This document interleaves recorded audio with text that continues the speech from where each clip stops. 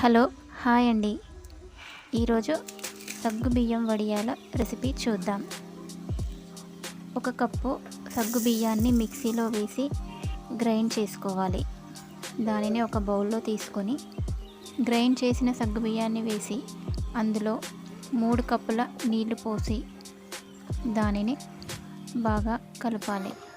కలిపి దానిని కొద్దిసేపు అలా పక్కన పెట్టాలి. వేరే బౌల్లో 5 గ్లాసుల నీళ్లు పోసి అవి కొంచెం వేడయ్యే వరకు ఉంచి దానిలో సాల్ట్, కొద్దిగా పచ్చిమిర్చి పేస్ట్ని, 1 స్పూన్ జీలకర్ర, 1 స్పూన్ నువ్వులు, నీళ్లు బాగా మరిగిన తర్వాత అందులో ముందుగా కలిపి పెట్టుకున్న సాబుదానా మిశ్రమాన్ని వేసి కొద్దిగా సోడా వేసి బాగా ఉడికించాలి. బాగా ఉడికిన తర్వాత ఆ మిశ్రమాన్ని అప్పడాలలా వేయాలి.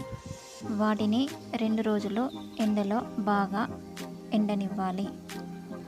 బాగా ఎండిన తర్వాత వాటిని తీసుకొని మనకు కావలసినప్పుడు నూనెలో వేయించుకోవాలి.